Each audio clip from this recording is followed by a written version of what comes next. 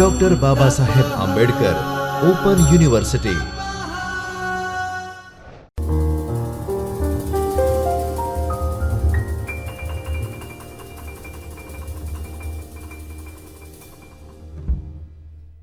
નમસ્કાર, doctor Baba Saheb Ambedkar open યુનિવર્સિટીના video લેક્ચરમાં શિક્ષણ વિભાગમાંથી હું ડૉક્ટર હિના રાવલ આપનું સ્વાગત કરું છું। તાલીમાર્થી મિત્રો, આજે આપણે બીએડના વિષય સંસ્કૃતનું શિક્ષણ, વિષય કોડ છે ES 170, યુનિટ છે સંસ્કૃત ભાષાનું સ્વરૂપ, જેના વિશે આપણે અભ્યાસ કરીશું। સંસ્કૃતમ અભ્યાસની શરૂઆત કરતા પહેલાં અભ્યાસની રૂપરેખા આપણે એકવાર જોઈ લઈશું। સૌપ્રથમ છે ઉદ્દેશ્યો, પ્રસ્તાવના, સ્વરૂપ એટલે શું, સ્વરૂપના પ્રકાર, જેમાં એક છે બાહ્ય સ્વરૂપ અને બીજું છે આંતરિક સ્વરૂપ। સંસ્કૃત ભાષાનું સ્વરૂપ, એક પાશ્ય ભાષા, અત્યંત સૂક્ષ્મ અને વિશદ વ્યાકરણ રચના, સંસ્કૃત ભાષાના પદોનો સામાન્ય પરિચય અને મૂળાક્ષર। ત્યારબાદ છે રૂપાખ્યાન। રૂપાખ્યાનના બે પ્રકાર છે, નામના રૂપો અને ક્રિયાપદના રૂપો। અને પછી છે લાઘવ, સંધિ સમાસ, વિશિષ્ટ પ્રયોગો, વિશિષ્ટ રૂપો અને રચનાઓ। વિષયની શરૂઆત કરતાં પહેલાં અને યુનિટના ઉદ્દેશ્યો આપણે સૌ જાણી લઈએ કે આ શિક્ષણ મેળવવાથી આપણા કયા ઉદ્દેશ્યો કે હેતુઓ પાર પાડશે। સૌપ્રથમ છે સંસ્કૃત ભાષાનું સ્વરૂપ સમજી શકશો। સંસ્કૃત ભાષાનો ધ્યેય, એનું જે વ્યાકરણ વિષયક જે સમજ છે એ તમે સમજી શકશો। સંસ્કૃત પ્રત્યે તમે તમારી અભિરુચિ કેળવી શકશો। સંસ્કૃત ભાષાના પ્રચારમાં યોગદાન આપી શકશો। સંસ્કૃત ભાષાની વિશિષ્ટતાઓ વિશે જાણશો। સંસ્કૃત ભાષાની ખૂબી અને મહત્ત્વને માણી શકશો। હવે પ્રસ્તાવના જોઈએ કે તાલીમાર્થી મિત્રો, આપ સૌ જાણો જ છો કે સંસ્કૃત ભાષા એ આપણી પ્રાચીનથી પ્રાચીન ભાષા છે અને માટે જ તેને દેવોની ભાષા એટલે કે સંસ્કૃત દેવ ભાષા તરીકે પણ એને ઓળખવામાં આવી છે। ગીરવાણ ગીરા, સૂર ભારતી વગેરે નામોથી પણ સંસ્કૃત ભાષાને આપણે ઓળખીએ છીએ અને આ નામોના ઉપરથી જ આપણને એ સાબિત થાય છે કે સંસ્કૃત ભાષાનું શું મહત્ત્વ છે, તેની શી મહત્તા છે, એ આપણને અહીં જોવા મળે છે। વિશ્વની જે સૌથી 3 ઉત્તમ ભાષાઓ છે, જે સૌથી 3 અગ્રીમ ભાષા છે, એમાં છે સંસ્કૃત, લેટિન, ગ્રીક, અને આ 3 ભાષાઓમાં એ આપણું સંસ્કૃત સાહિત્ય, સંસ્કૃત ભાષા એ સ્થાન ધરાવે છે। ભારતમાં સંસ્કૃત ભાષાના ઇતિહાસની આપણે જો વાત કરીએ તો એનો ઇતિહાસ 4000 વર્ષ પુરાણો છે। અતિ પ્રાચીન કાળથી ઈસવીસન પૂર્વે 5000થી ઈસવીસન પૂર્વે 800માં સૌ પ્રથમ વૈદિક સંસ્કૃત ભાષા પ્રચલિત થઈ। ત્યારબાદ મધ્યકાળમાં ઈસવીસન પૂર્વે 800થી ઈસવીસન 1000 સુધીમાં સંસ્કૃતમાંથી અનેક ઉપભાષાઓ અસ્તિત્વમાં આવી અને એનો વિકાસ થયો। જેમ કે વૈદિક સંસ્કૃત બાદ સંસ્કૃત અને તેમાંથી પ્રાકૃત, પ્રાકૃતમાંથી પૈશાચી પ્રાકૃત, સૌરસૈની પ્રાકૃત, સૌરસૈનીમાંથી અપભ્રંશ, ગુજરાતી, રાજસ્થાની, પંજાબી, પશ્ચિમ હિન્દી અને પશ્ચિમ હિન્દીમાંથી ખડી બોલીઓ અને વ્રજ ભાષાનો જન્મ થયો। સંસ્કૃત ભાષાને ભારતીય સંસ્કૃતિનું પારણું પણ કહેવામાં આવે છે। એટલે આમ જેના દ્વારા માનવ જીવનમાં સંસ્કારનું સિંચન થાય એવી સંસ્કૃત ભાષાનું મહત્ત્વ આપણે જેટલું આંકીએ ને એટલું ઓછું છે। કોઈ પણ રાષ્ટ્ર કે પ્રજાએ જીવન વ્યવહાર, ધર્મ, તત્વજ્ઞાન, શિક્ષણ, આરોગ્ય વિજ્ઞાન, કળા, રાજનીતિ, સાહિત્ય વગેરેમાં જે પણ પ્રગતિ સાધી હોય તેનું સામુદાયિક સ્વરૂપ તે આપણી સંસ્કૃતિ છે। વિવિધતામાં એકતાની વિશિષ્ટવાળી આપણી ભારતની ભાતીગુણ સંસ્કૃતિ આપણા પૂર્વજોએ સંચિત કરેલ જ્ઞાન અને અનુભવનો સંસ્કાર નિધિ છે, જે સંસ્કૃતને આભારી છે। સંસ્કૃતની વ્યાકરણ રચના પ્રથમ દ્રષ્ટિએ ક્લિષ્ટ અને સંકુલ લાગે, તેથી છાત્રો પણ તેનાથી દૂર ભાગતા હોય છે કે તાલીમાર્થી મિત્રો, તમે જાણો જ છો કે કોઈ પણ વિદ્યાર્થી હોય એને સંસ્કૃતની ભાષા થોડી અઘરી લાગે છે। એમાં વિવિધ શ્લોક હોય, એનું શબ્દ ભંડોળ, એની ભાષા અને યાદ કરવામાં પણ થોડી તકલીફ પડે છે, માટે વિદ્યાર્થીઓ એનાથી દૂર ભાગે છે અને અનુવાદ, ચર્ચાત્મક સવાલો વગેરેની મદદથી પાસ થઈ જવાની વૃત્તિ મોટા ભાગે સેવતા હોય છે। ઘણીવાર તો સંસ્કૃતને ડેડ લેંગ્વેજ કહી હાસ્યામાં ધકેલી દેવામાં આવતું, પણ હવે સંસ્કૃતનું મહત્ત્વ સમજતા તેને પુનઃ લોકપ્રિય બનાવવાના ઉપાયો યોજાય છે. એટલું જ નહીં, આજે વિદેશમાં પણ સંસ્કૃત ભાષાનું પ્રમાણ વધ્યું છે અને લોકો આપણી સંસ્કૃત ભાષા પ્રત્યે એ લોકો રુચિ ધરાવતા થયા છે.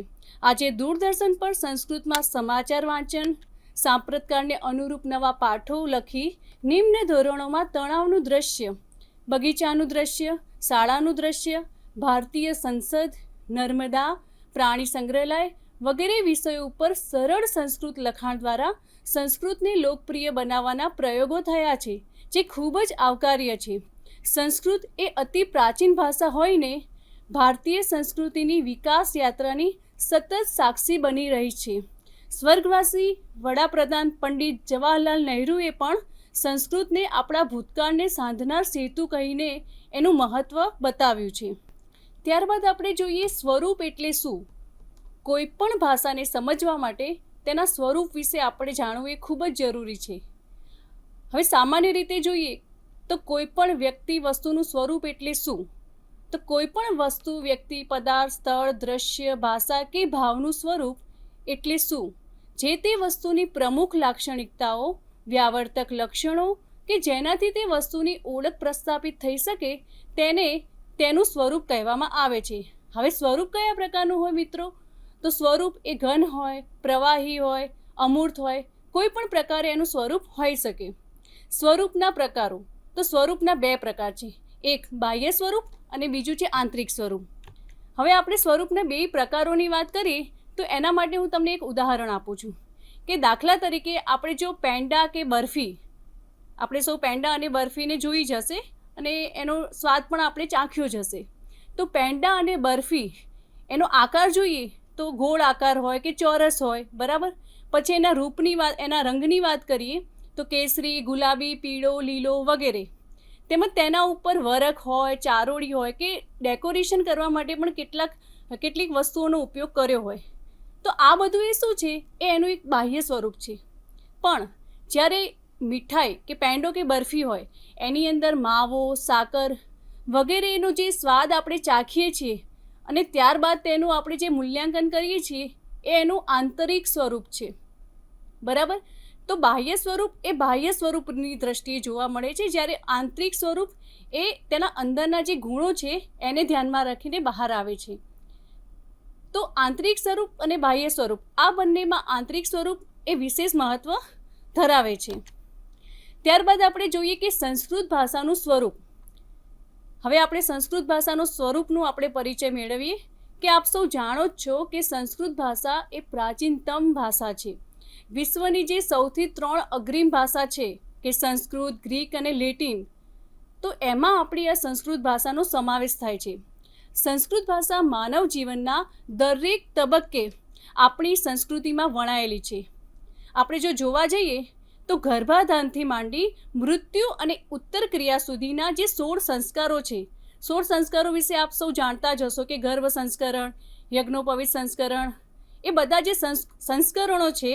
એ સિવાય આપણા જે ધાર્મિક પ્રસંગો હોય, લગ્ન પ્રસંગ હોય, કથા હોય, રાંદલ જેવા ધાર્મિક આપણા જે ક્રિયાકાંડો હોય વગેરે બાબતોમાં જે શબ્દો કે જે ભાષાનો પ્રયોગ થાય છે એ સંસ્કૃત ભાષામાં વિવિધ શ્લોક અને વિવિધ જે સાહિત્ય છે એનો આપણે ઉપયોગ કરીએ છીએ.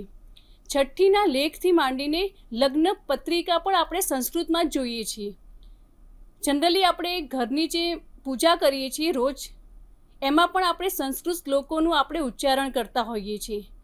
કેટલાક છાત્રાલયોમાં ભોજન પહેલાં સંસ્કૃતમાં શ્લોક બોલવાની પ્રથા છે, જે આજે પણ આપણને સમજાવે છે કે સંસ્કૃત ભાષાનું કેટલું મહત્ત્વ છે. તેની દેહ રચના, વ્યાકરણ એટલું સર્વાંગ સંપૂર્ણ છે સંસ્કૃત ભાષાનું કે જે જ્ઞાન ધરાવનાર વ્યક્તિ અન્ય ભારતીય ભાષા સરળતાથી શીખી શકે છે. કે જે વ્યક્તિ સંસ્કૃત ભાષાને જાણતો હોય, એના વિશેનું જ્ઞાન હોય, એ વિશ્વની કોઈ પણ ભાષાને સરળતાથી એ સમજી શકે છે. આપણી સંસ્કૃતિ વૈદિક અથવા તપોવન સંસ્કૃતિ કહેવાય છે. સુદામાથી માંડીને શ્રી કૃષ્ણ સુધીનાએ વિદ્યા અભ્યાસ માટે ઋષિઓના આશ્રમકુળમાં જવું પડતું હતું અને તમામ ઇન્દ્રિયોને કઠોર તપસ્યામાંથી પસાર કરી સંપૂર્ણ અનુશાસનપૂર્વક અભ્યાસ કરવાનો રહેતો હતો. સંસ્કૃતની સર્વાંગ સંપૂર્ણતાને લક્ષ્યમાં લઈને તેનો કોમ્પ્યુટરમાં ઉપયોગ કરવાના પણ ઘણા બધા પ્રયત્નો થયા છે.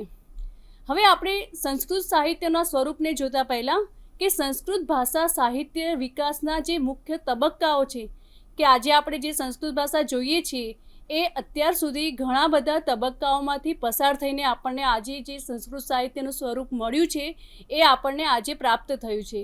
તો એ કયા કયા તબક્કામાંથી આપણને મળ્યું છે એ જોઈએ. કે સૌથી પહેલાં વૈદિક સાહિત્ય ઈસવીસન પૂર્વે 5000થી ઈસવીસન પૂર્વે 800. બીજું છે સ્મૃતિ ગ્રંથો અને કાવ્યોનો યુગ, જેનો સમય છે ઈસવીસન પૂર્વે 800થી ઈસવીસન પૂર્વે 800. અને ત્રીજું છે કે ભાષ્યો અને સાહિત્યિક રચનાઓ, જેનો સમય છે ઈસવીસન પૂર્વે 900થી ઈસવીસન પૂર્વે 1500. હવે જુઓ, ભાષા વિજ્ઞાનની દ્રષ્ટિએ આપણે સંસ્કૃતને 3 વિભાગમાં વિભક્ત કરી શકાય. સૌથી પહેલું છે કે વૈદિક સંસ્કૃત ભાષા, જે સૌથી આપણી પ્રાચીનમાં પ્રાચીન જે આપણું સંસ્કૃત સાહિત્ય હતું એને આપણે વૈદિક સંસ્કૃત ભાષા કહીએ છીએ. ત્યારબાદ પાતંજલ સંસ્કૃત ભાષા અને ત્રીજું છે આધુનિક સંસ્કૃત ભાષા. ભારતીય સંસ્કૃતિના સંરક્ષણ, સંવર્ધન, સંપ્રસારણ અને સંક્રમણમાં સંસ્કૃત ભાષાનું યોગદાન અનન્ય રહ્યું છે. હવે આપણે સંસ્કૃત ભાષાના સ્વરૂપ અને એના મહત્ત્વની આપણે ચર્ચા કરીશું. જે સંસ્કૃત ભાષાના જ્ઞાન માટે, એની ઉપયોગિતા માટે જાણવું એ ખૂબ જ જરૂરી છે. તો સંસ્કૃત અધ્યાપન એક આનંદદાયક પ્રવૃત્તિ છે. એ સાહસની સફળતા સંસ્કૃત ભાષાના સ્વરૂપ અને તેના મહત્ત્વની સમજ પર અવલંબે છે. સંસ્કૃત ભાષાના સ્વરૂપનું સ્પષ્ટ જ્ઞાન હોય અને સંસ્કૃત ભાષાના મહત્ત્વનું અખંડ દર્શન હોય તો શિક્ષક સંસ્કૃત ભાષાના અધ્યાપનમાં સાહસમાં સફળ થઈ શકે. શિક્ષણના વિષય તરીકે સંસ્કૃત ભાષા ગુજરાતી, અંગ્રેજી, વિજ્ઞાન, ગણિત, ઇતિહાસ, ચિત્રકળા વગેરે વિષયો કરતાં સ્વરૂપે ભિન્ન છે. શિક્ષણનો દરેક વિષય વિશિષ્ટ સ્વરૂપનો હોય છે. વિષયની વિશિષ્ટતાને લીધે તેનું શિક્ષણ પણ કંઈક આગવી રીતે કરવાનું હોય છે. સંસ્કૃત ભાષાનું સ્વરૂપ તેના અધ્યાપનની પ્રયુક્તિઓ અને તેના શિક્ષક પાસેથી અપેક્ષિત કૌશલ્યો નિર્ણાયક પરિબળ છે. સંસ્કૃત ભાષાનું સ્વરૂપ જાણવાથી તેના અધ્યાપનની અવનવી રીતો શિક્ષકને સૂઝે છે. શિક્ષકે કઈ કઈ બાબતોમાં સજ્જ થવાનું છે તેનો ખ્યાલ પણ સંસ્કૃત ભાષાના સ્વરૂપના જ્ઞાન પર આધારિત છે. સંસ્કૃત ભાષાના સ્વરૂપની વિશિષ્ટતા સમજ્યા વિના શિક્ષક અધ્યાપનમાં સફળ બની શકે નહીં. સંસ્કૃત ભાષાની પ્રકૃતિ જાણીને તેના અધ્યાપનનો આનંદ માણી શકાય. અને તાલીમાર્થી મિત્રો કે વિદ્યાર્થીઓને પણ આપણે એ સંસ્કૃત સાથે પરિચય કરાવીને એમને પણ સંસ્કૃતનો આનંદ આપણે આપી શકીએ. સંસ્કૃત ભાષાના મહત્ત્વ વિશે ખુદ મહાત્મા ગાંધીએ પણ કહ્યું છે કે without the study of Sanskrit one can not become a true Indian and true learn man. કે જે વ્યક્તિ સંસ્કૃતનો અભ્યાસ નથી કર્યો એ ક્યારેય સાચો ભારતીય કે સાચો વિદ્વાન બની શકે નહીં. એ ખુદ આપણા મહાત્મા ગાંધીજીએ પણ સંસ્કૃતની મહત્તા બતાવવા એમણે જણાવ્યું છે. હવે આપણે સંસ્કૃત ભાષાના સ્વરૂપની ચર્ચા કરીએ તો સૌ પ્રથમ છે કે સંસ્કૃત ભાષા એક પ્રશિષ્ટ ક્લાસિકલ ભાષા છે. કે પ્રશિષ્ટ એટલે શું? તો તાલીમાર્થી મિત્રો તમને બધાને ખ્યાલ હશે કે પ્રશિષ્ટના ઘણા બધા અર્થ છે. તેમાંથી પ્રશિષ્ટનો એક અર્થ એવો છે જેને આપણે સંસ્કૃત ભાષામાં ઉલ્લેખીએ તો પ્રશિષ્ટ એટલે પ્રાચીન. અહીં આપણે પ્રશિષ્ટને પ્રાચીનના સંદર્ભમાં લઈશું કે પ્રશિષ્ટનો અર્થ થાય છે પ્રાચીન સંસ્કૃત પ્રશિષ્ટ ભાષા. એટલે કે તે એક પ્રાચીન ભાષા છે. ગુજરાતી, હિન્દી, મરાઠી, બંગાળી, પંજાબી વગેરે અર્વાચીન ભાષાઓની તુલનામાં સંસ્કૃત ભાષા એ પ્રાચીનમાં પ્રાચીન ભાષા છે. અંગ્રેજી, ફ્રેન્ચ વગેરે અર્વાચીન યુરોપીય ભાષાઓની તુલનામાં ગ્રીક અને લેટિન ભાષાઓ પ્રાચીન છે. તેવી જ રીતે સંસ્કૃત ભાષા પણ પ્રાચીન છે. આપણી જે ભાષાઓ છે એમાં સૌથી પ્રાચીનમાં પ્રાચીન એ સંસ્કૃત ભાષા છે. હકીકતમાં સંસ્કૃત જગતની પ્રાચીનતમ ભાષાઓની એક ભાષા છે. હવે પ્રશિષ્ટનો આપણે બીજો અર્થ શું છે એ જોઈએ તો પ્રશિષ્ટ એટલે ઉચ્ચ ગુણોવાળું, સર્વોત્તમ. કાળની કસોટીમાંથી પાર ઉતરેલું. સંસ્કૃત ભાષા આમ બીજા અર્થમાં પણ પ્રશિષ્ટ ભાષા છે. ભાષાનું બંધારણ અને ભાષાનું સાહિત્ય એ બંને બાબતોમાં સંસ્કૃત ભાષા ઉચ્ચ ગુણોવાળી ભાષા છે. સંસ્કૃત ભાષાનું બંધારણ અને સાહિત્ય એ અઢળક છે. જગતની પ્રાચીન ભાષાઓમાં સંસ્કૃત ભાષા આ ત્રીજા અર્થમાં પણ પ્રશિષ્ટ છે. સંસ્કૃત ભાષા અને તેનું સાહિત્ય સર્વોત્કૃષ્ટતાનું એક ધોરણ પૂરું પાડે છે. આ રીતે પ્રાચીનતા, સર્વોત્તમતા અને પ્રમાણરૂપતાના ત્રિવિધ સ્તરોમાં સંસ્કૃત એક પ્રશિષ્ટ ભાષા છે. ત્યારબાદ આપણે બીજું સ્વરૂપ જોઈએ, એનો બીજો મુદ્દો જોઈએ કે સંસ્કૃત એ ભારત યુરોપીય ભાષાકુળની ભાષા છે.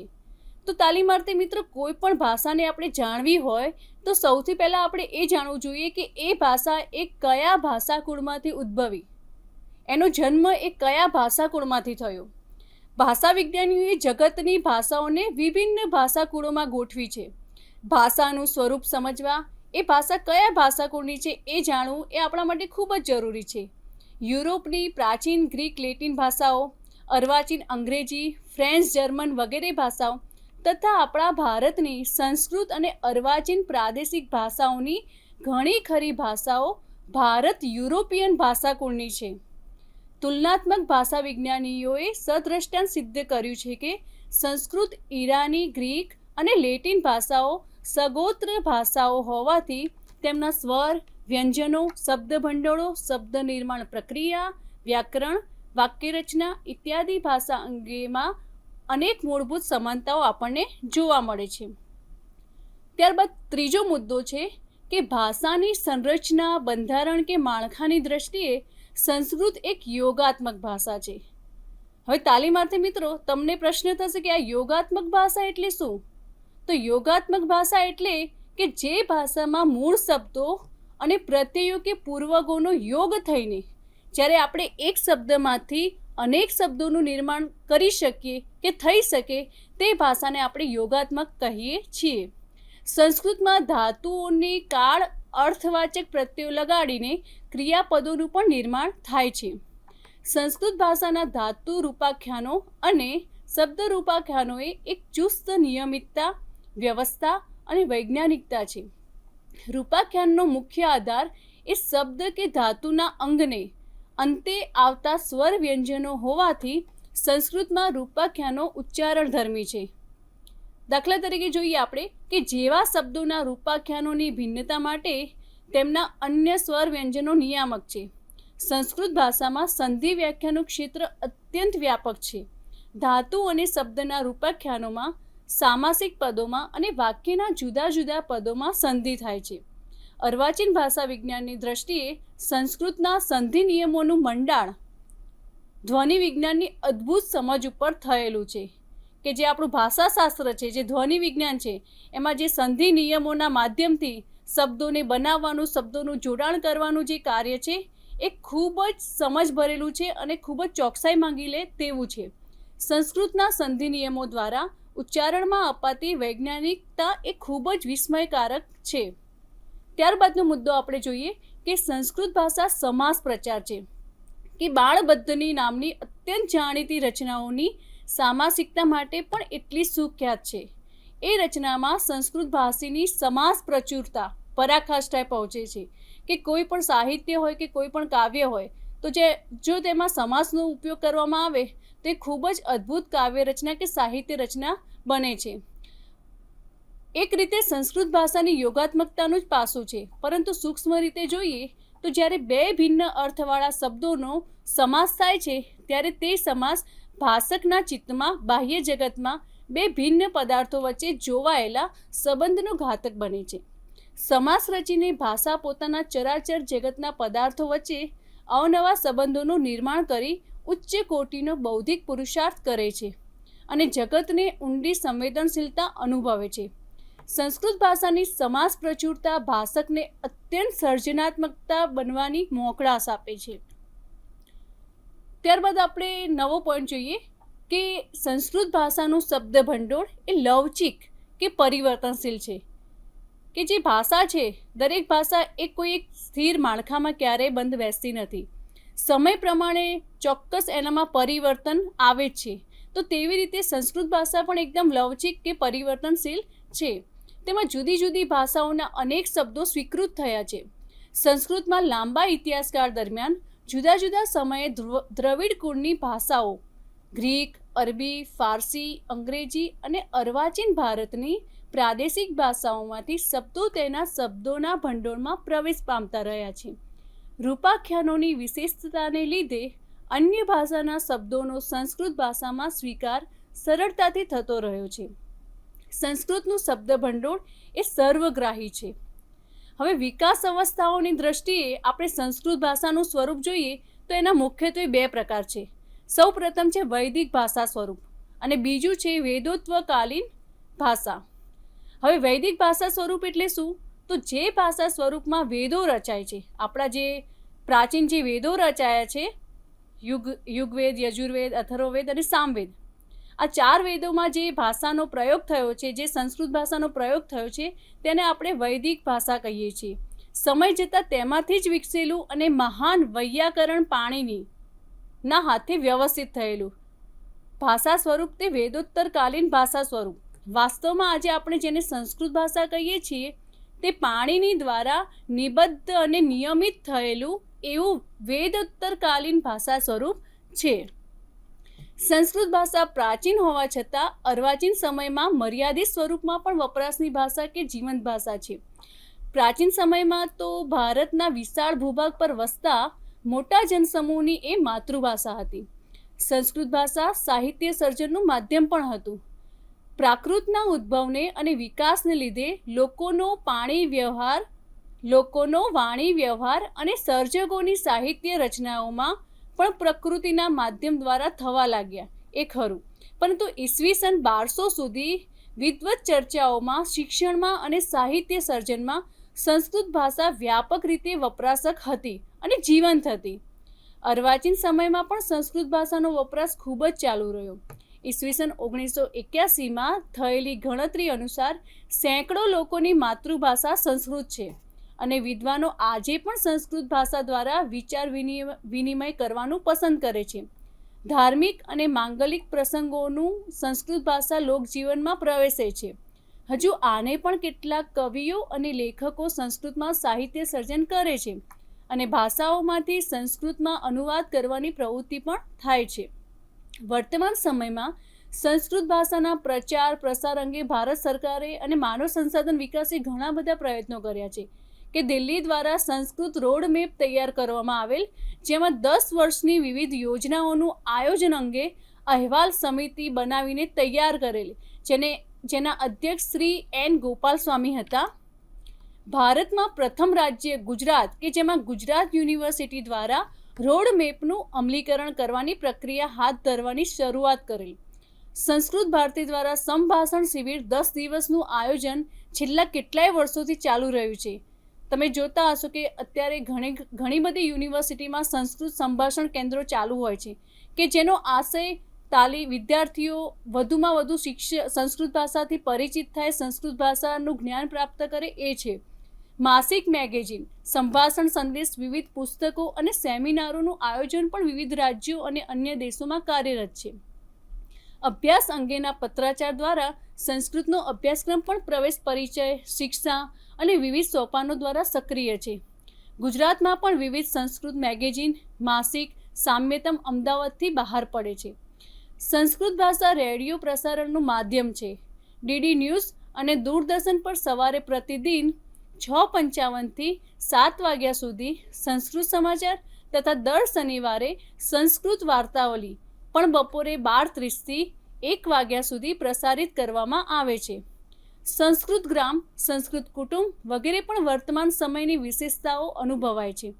12 વર્ષમાં દર વર્ષે શ્રાવણી પૂર્ણિમાના દિવસે સંસ્કૃત દિવસ તરીકે ઉજવાય છે. તાલીમાર્થી મિત્રો, આ શોર્ટ ક્વેશ્ચનમાં MCQમાં આ પ્રશ્ન પૂછાવાની ફૂલ શક્યતા છે કે સંસ્કૃત દિવસ ક્યારે ઉજવવામાં આવે છે. બરાબર, તો એ માટે આપ લોકો ધ્યાન રાખશો. ત્યારબાદ છે સંસ્કૃત ગ્રામ પણ વર્તમાન સમયમાં ભારતમાં જે સંસ્કૃત ભાષામાં વ્યવહાર છે કે જેવા કે મુત્તરગ્રામ કર્ણાટક રાજ્યમાં, મોહદગામ મધ્યપ્રદેશમાં, કાપોરનગામ રાજસ્થાન, ઘનોદા રાજસ્થાન, બાવલી ઉત્તર પ્રદેશ, શ્યામસુંદર ઓડિશા રાજ્ય વગેરે. ટૂંકમાં રોજબરોજના વાણી વ્યવહારમાં, સાહિત્ય સર્જનમાં અને પ્રસારણમાં પ્રયોજાતી સંસ્કૃત ભાષા એ અર્વાચીન સમયમાં પણ એક જીવંત ભાષા છે. આમ ભાષાના બંધારણની દ્રષ્ટિએ યોગાત્મક રૂપાખ્યાનોની વૈજ્ઞાનિકતા, સંધિ વ્યાપારની વ્યાપકતા, સમાસ પ્રચુરતા, શબ્દ ભંડોળની વિપુલતા અને લવચિકતા, ચુસ્ત પદ સંવાદ અને પદક્રમથી મુક્ત એવી વાક્ય રચના વગેરે સ્વરૂપગત વિશેષતાઓ સંસ્કૃત ભાષાને એક અનન્ય ભાષા ધરાવે છે. સંસ્કૃત ત્રિવિધ અર્થમાં પ્રશિષ્ટ ભાષા છે. તે ભારત યુરોપીય કુળની ભાષા છે. વૈદિક અને સંસ્કૃત એવા એ ભાષા સ્વરૂપો તેના વિકાસની મુખ્ય અવસ્થાઓ છે. ત્યારબાદ વિદ્યાર્થી મિત્રો, સંસ્કૃતનું જે સ્વરૂપ છે એના ઘણા બીજા પણ પાસા છે કે પાશ્ચિય ભાષા, એના વૈયાકરણને લગતા પાસાઓ, જેનો અભ્યાસ આપણે હવે પછીના લેક્ચરમાં કરીશું. હવે સમગ્રની વાત કરીએ તો સ્વાધ્યાયમાં હું તમને આપીશ કે સંસ્કૃતના જે આજે સ્વરૂપ છે એના કોઈ પણ 2 મુદ્દા વિશે આપણે આવતા લેક્ચરમાં એની માહિતી લઈને આવવાનું રહેશે. ધન્યવાદ. स्वाध्यायः